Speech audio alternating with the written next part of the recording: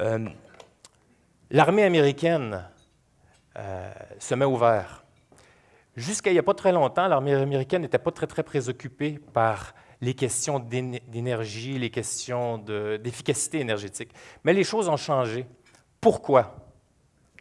Parce que, historiquement, l'armée américaine pensait que le coût du pétrole était, au prix d'aujourd'hui, 1 $ le litre. C'est le prix à laquelle ils l'achètent.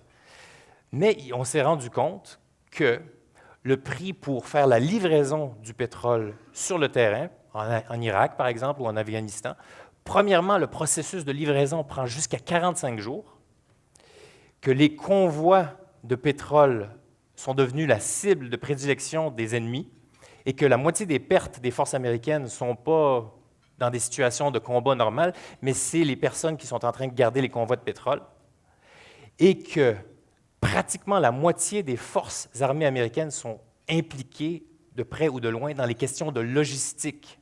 Donc, l'armée américaine, on pense qu'elle s'occupe du combat puis de la défense américaine, mais en fait, la moitié des forces de l'armée américaine s'occupe de la logistique pour amener le carburant pour les véhicules qui sont inefficaces, inadaptés, lourds et lents.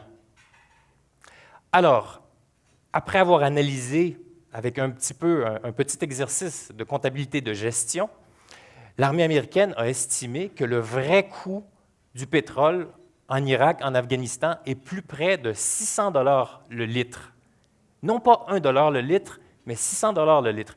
Alors moi, je vais vous demander où étaient les comptables professionnels agréés pendant toutes ces années, parce que ça fait 50 ans que l'armée américaine utilise du pétrole comme, en anglais, « like there's no tomorrow ». Bien, aujourd'hui, l'armée américaine est en train de complètement changer sa stratégie. L'efficacité énergétique, c'est l'objectif numéro 1. Et puis, d'ici 2040, l'armée américaine n'utilisera plus de pétrole. Et ce, malgré la révolution du gaz de schiste qui est en train de se passer aujourd'hui, l'armée américaine ne veut pas en entendre parler. Ici, un petit exemple. Dans le désert, pendant la journée, il fait chaud. Pendant la nuit, il fait froid. Des températures, des changements de température tout à fait extrêmes. Dans les tentes, les soldats ont besoin d'être réchauffés pendant la nuit et d'être climatisés pendant le jour. Qu'est-ce que ça veut dire? Ça veut dire des dépenses énormes en termes de pétrole. Ça veut dire énormément de convois de pétrole juste pour ça et pas pour les aider au combat. Ici, l'armée américaine a investi 95 millions de $ afin d'isoler les tentes.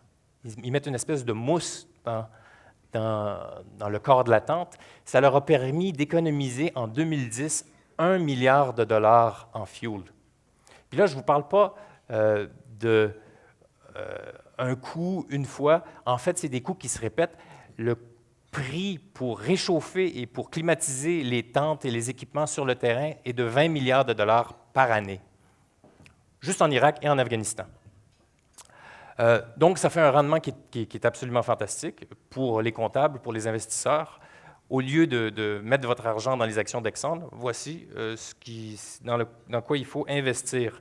Maintenant, les soldats qui sont à côté, qui sont dans ces tentes, sont beaucoup plus contents d'être à côté de panneaux solaires que d'avoir des génératrices au diesel qui sont à côté. Donc, au niveau de la logistique, on a besoin de moins de matériel, moins d'équipement, moins de chauffage, Donc, c'est des coûts qui ne se rajoutent pas, c'est des économies d'énergie qui se multiplient. On va voir d'autres exemples dans quelques minutes. Ici, un tilt rotor aircraft qui est 5 fois plus économique en termes de consommation de carburant, qui fonctionne au biofuel, ça je vais revenir là-dessus dans quelques instants, qui est 3 fois plus fort, 3 fois plus puissant que les avions traditionnels, 2 fois plus rapide, et puis un champ d'action 5 fois plus large. Ça veut dire quoi? Ça veut dire que ça change complètement la façon de l'armée américaine d'aborder le combat et les opérations sur le terrain. Ils n'ont plus besoin d'avoir des bases militaires qui sont très espacées. En fait, ça change tout. C'est également bon, passons ici. Ça, c'est la Prius des océans. C'est un hybride qui fonctionne à l'électricité avec des avantages énormes. Premièrement, il est beaucoup plus silencieux, c'est beaucoup plus difficile en fait, ça prend beaucoup plus de temps pour l'ennemi de pouvoir l'identifier parce qu'il y a une empreinte chaleur qui est beaucoup plus basse. Permet de sauver 250 millions de dollars à l'armée américaine au cours de sa vie. Puis là, je ne vous parle pas du prix livré du carburant, je vous parle de 1 dollar par litre. Et puis maintenant, c'est des porte-avions qui vont fonctionner également avec des biofuels qui sont à base d'algues et qui sont disponibles partout. Donc, au niveau stratégique pour l'armée américaine, ben on ne peut mieux. Il y a également, il y avait environ 3000 personnes qui travaillaient dans la chambre des machines sur les anciens bateaux. Maintenant, il n'y a pratiquement plus personne parce qu'il y a besoin de beaucoup moins d'entretien, beaucoup moins. Et puis, bon, c'est un moteur électrique hybride. Quand le porte-avions a besoin d'aller plus vite, ben, il y a des moteurs diesel qui sont derrière et qui sont prêts à prendre le relais. Les Hummer, disons qu'on pourrait les qualifier de véhicules très, très lents, inadaptés par rapport à ce qui se passait sur le terrain. Ils sont en train d'être remplacés par ce genre de véhicules qui sont beaucoup plus efficaces, 3 fois plus légers, puis qui sont faits en matériaux composites. Donc, les matériaux composites qui sont beaucoup plus légers, beaucoup plus résistants, et puis qui leur permettent de résister à des attaques où les Hummer n'arrivaient simplement pas.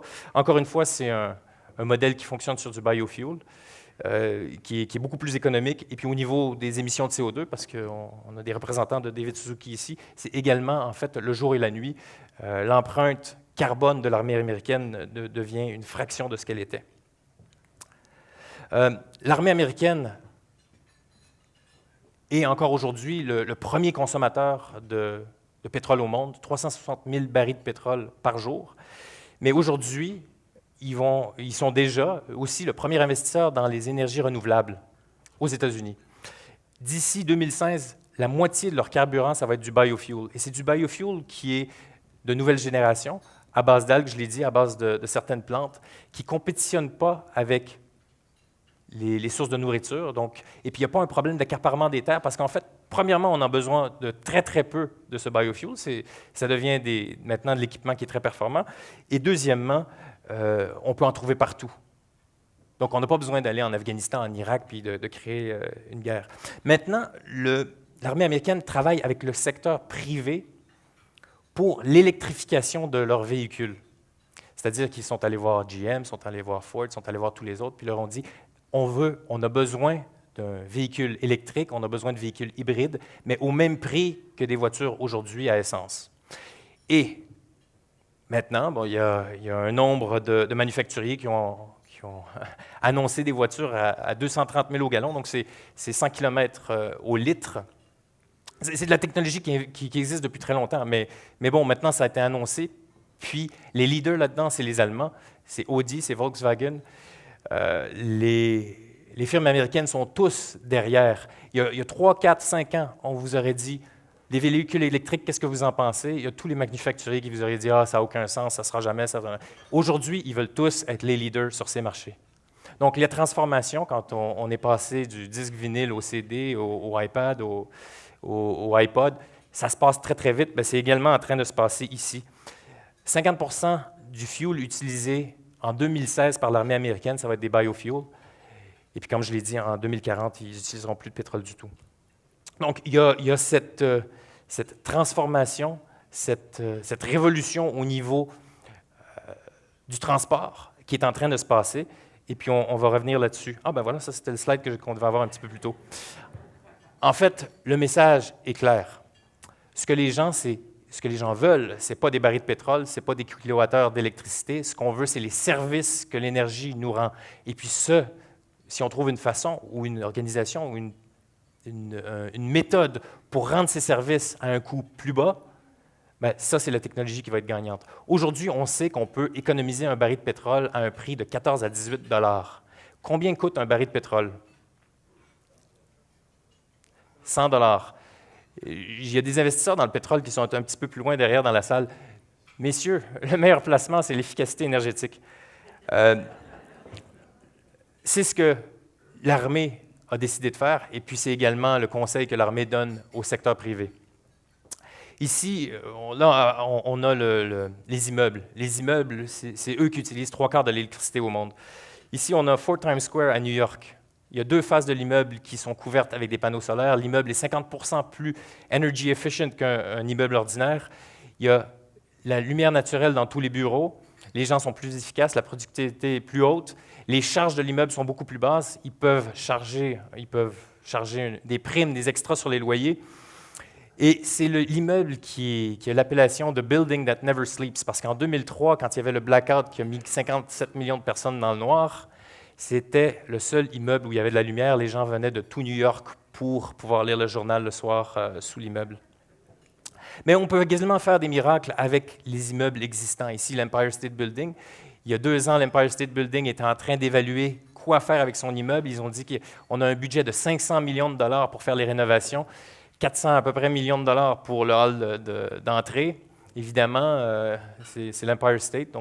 Mais il y avait 93 millions de dollars pour l'aspect énergétique.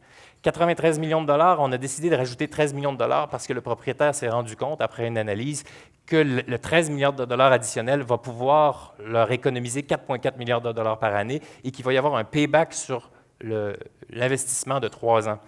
Comment est-ce qu'on arrive à économiser autant d'argent? Parce qu'ils ont décidé de mettre ce qu'ils appellent des super windows, des fenêtres à haut rendement énergétique qui laissent passer la lumière mais qui bloquent la chaleur, qui ont diminué le besoin de chauffage et de climatisation. Donc, on a besoin d'un système de chauffage qui est moins grand, moins gros, qui coûte moins cher. Un système de climatisation également moins grand, moins gros. Un système de ventilation qui est également plus petit.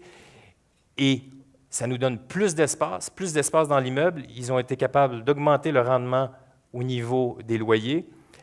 Et toutes ces économies permettent de financer, en même pas 3 ans, ces rénovations.